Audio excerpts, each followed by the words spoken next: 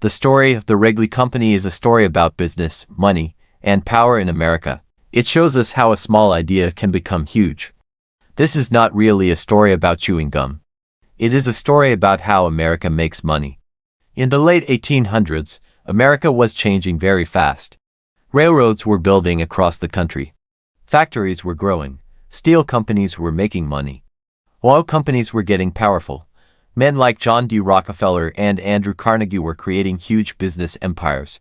Chicago was becoming one of the most important cities in America. Into this world came a young man named William Wrigley Jr. He was a salesman. In 1891, he arrived in Chicago with an idea about how to sell things.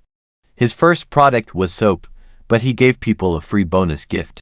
This bonus was baking powder. His thinking was simple. If you give customers something free, they will buy your main product to get that bonus. At first, this strategy worked very well. People bought the soap because they wanted the baking powder. But then something interesting happened. William Wrigley noticed that customers wanted the bonus more than the main product. They liked the baking powder more than the soap. So William Wrigley made a big choice. He decided to stop selling soap completely. He started giving away chewing gum as the bonus instead. Now the gum was the free gift and the baking powder was the main product. But the same thing happened again. Customers wanted the gum more than the baking powder. This moment was important. Many businessmen would have stayed with their original idea. But William Wrigley was different. He looked at what customers actually wanted. He made a decision based on money and strategy. He dropped everything else and decided to make chewing gum his only business. This decision was like capital allocation. That means deciding where to put your money to make the most profit. William Wrigley put all his money and effort into gum. This choice would change everything. By the early 1900s, Wrigley was not just making gum. He was mastering how to sell it. He spent enormous amounts of money on advertising. At that time, very few companies did this. Wrigley understood something important. If you want to build a brand that lasts, you have to spend money to get people to know about it. He bought ads everywhere. He used the railroads to distribute his gum across the entire country. He built a national company when most companies were still only local. The brands he created were strong. Juicy Fruit chewing gum came out in 1893. Spearmint came out in 1901. These brands became household names. Everyone knew about them. If you wanted to chew gum, you thought of Wrigley. That was brand power. People wanted his brand specifically. They did not buy just any gum. They bought Wrigley gum. By the 1920s, the company was making enormous profits. The Wrigley Company's value increased dramatically. The money coming in was steady and reliable. The profit margins were high. The company could promise investors regular dividend payments. Everything looked perfect. William Wrigley decided to build a monument to his success. In 1921, work began on the Wrigley Building in downtown Chicago. This was one of the most beautiful and expensive buildings in America. It was 21 stories tall. It had a white exterior that could be seen from far away. When people looked at the Chicago skyline, they saw the Wrigley Building and knew that Wrigley was one of the most powerful companies in America. But a question was starting to appear. Was the Wrigley empire really built on a great product? Or was it built on financial strategy? Was it built on clever use of advertising and money power? These questions seemed unimportant then. The company was making money. Investors were happy. But these questions would become very important later. The Wrigley Company remained dominant for decades. The 1920s through 1950s were strong years. The company kept making money. People kept buying gum. But markets and consumers change over time. What works today does not always work tomorrow. After World War II ended in 1945, the world changed. New companies started competing in the gum market. Private label brands appeared. These were cheaper versions of brand-named gum. They tasted similar but cost less money. Some customers did not care about the famous brand name. They just wanted cheap gum. But there was a bigger problem. Wrigley had put all its eggs in one basket. The company was almost entirely dependent on chewing gum. This is not usually a smart business strategy. If something happens to your one product, your entire company is in trouble. Stronger companies have multiple businesses. If one business gets weak, the other businesses are still making money. Wrigley did not have this safety net. As time went on, the gum business faced new challenges. Health trends changed. People started worrying about sugar. Dentists said that chewing gum was bad for teeth. Sales began to slow down. Supermarkets put less gum on their shelves. Other snacks competed with gum for shelf space and customer money. Wrigley was a profitable company. It was stable. But it was not growing fast enough. This created pressure from Wall Street and the stock market. When a company is publicly traded, it has to answer to investors and shareholders. These investors want to see their money grow. They want the stock price to go up. They want the company to make more profit every single year. But the gum market was not growing. This was a problem for public company Wrigley. Wall Street wanted more growth. Investors wanted better returns. Analysts said the company was too dependent on one product. Financial advisors suggested that Wrigley should expand into other businesses. The company tried. But it was never quite as good at making money from other things as it was at making gum. The core gum business was stable and reliable, but it was not exciting to Wall Street. As time passed, Wall Street started seeing Wrigley differently. They did not see a strong gum company with an iconic brand. Instead, they saw a company with strong cash flow. They saw a company that made money year after year. They saw a valuable asset that could be bought and controlled. The price of Wrigley stock reflected this thinking. Financial people started paying more money to buy the company because they believed it could be worth much more under different ownership. The stock became valuable not just because of gum sales, but because of acquisition potential. Then came the year 2008. That was the year of the global financial crisis. Banks failed, stock markets crashed, credit froze. The entire world seemed to be falling apart financially. Companies everywhere lost value. But in the middle of all this chaos, something interesting happened. Mars, Incorporated made an offer to buy Wrigley.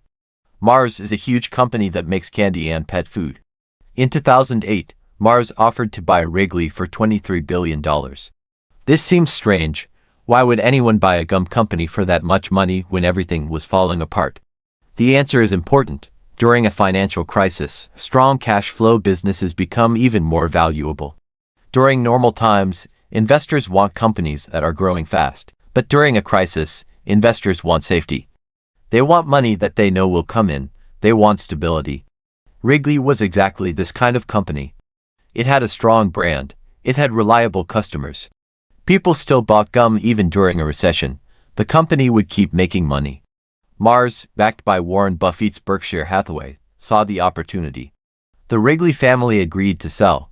In 2008, the deal was done. The Wrigley Company was no longer an independent public company. It was now owned by Mars. The Wrigley Building still stood in Chicago, but the financial control was gone. The family business was sold. The dynasty was over. This was a strange kind of failure. Wrigley was not going bankrupt. The company was not making bad products.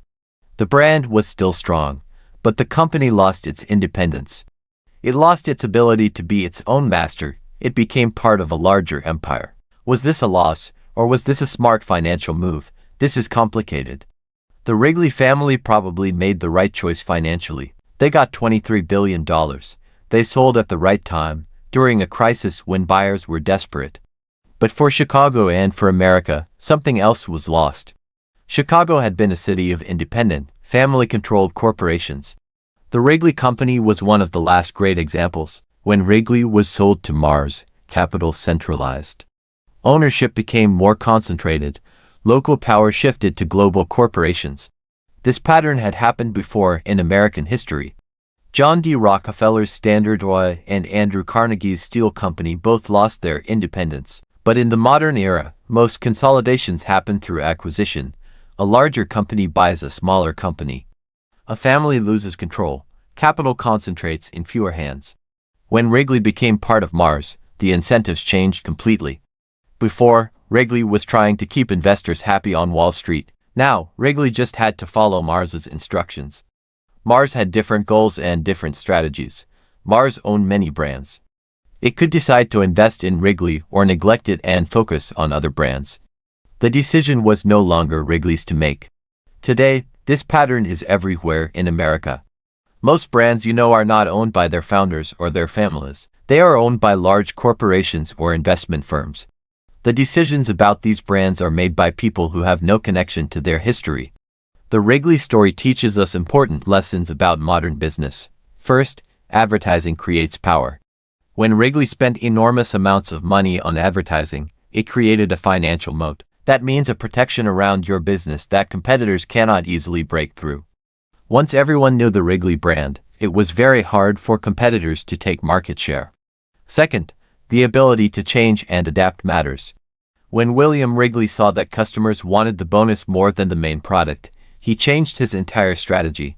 This flexibility is what created success. Third, cash flow attracts acquisition capital. If you run a business that makes steady money, other people will want to buy it.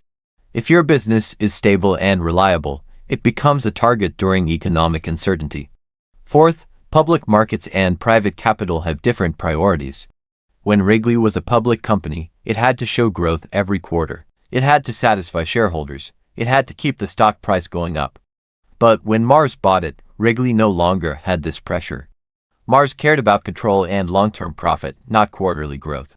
Today, we see these same patterns happening again. Young technology companies grow fast. They are exciting. But eventually, a larger company buys them. The founders cash out. The cycle repeats. The Wrigley Company did not fail. It changed. It evolved. It became part of a larger organization. The gum is still being made. People still buy it. The brand still exists. But it is not independent anymore. It is not controlled by the Wrigley family. This matters because it changes who makes decisions and why they make them. When Wrigley was independent, its leaders were focused on making Wrigley successful. But when Wrigley became part of Mars, its leaders had to focus on making Mars successful. Sometimes what is good for Mars is not good for Wrigley. When there is a conflict, Mars wins. The Wrigley Building still stands in Chicago. It is still beautiful. It reminds us of a time when companies were independent. It reminds us of a time when family businesses could stay strong and powerful for generations. The question that experts debate now is whether independence is even possible anymore. Can a company really stay independent in modern financial markets? The Wrigley story suggests that it is very difficult. If your company makes money reliably, someone will eventually want to buy it. They will offer a price that the owners cannot refuse. Maybe this is not a loss. Maybe this is just how modern business works. A founder builds a company. The company becomes valuable. The founder sells it to someone else. The cycle continues. This is capitalism. But there are harder questions. When all powerful companies end up owned by large capital structures, what does that mean for smaller competitors? What does that mean for entrepreneurs? What does that mean for communities that lose control of their great companies? The Wrigley story is not really about gum. It is about capital. It is about how money creates power. It is about how that power can be used and lost. It is about how the American economy works. And it is a story that is still being repeated today. Every time a large company buys a smaller company, the Wrigley story happens again. A company that was once independent is now controlled by someone else. The incentives change. The decisions change. This is America's Gum Dynasty. It is a story about rise and transformation. The dynasty did not really fall. It transformed into something different. It became part of a larger story. And that larger story is still being written today as capital continues to concentrate and reshape the American business landscape in ways both visible and invisible to ordinary people.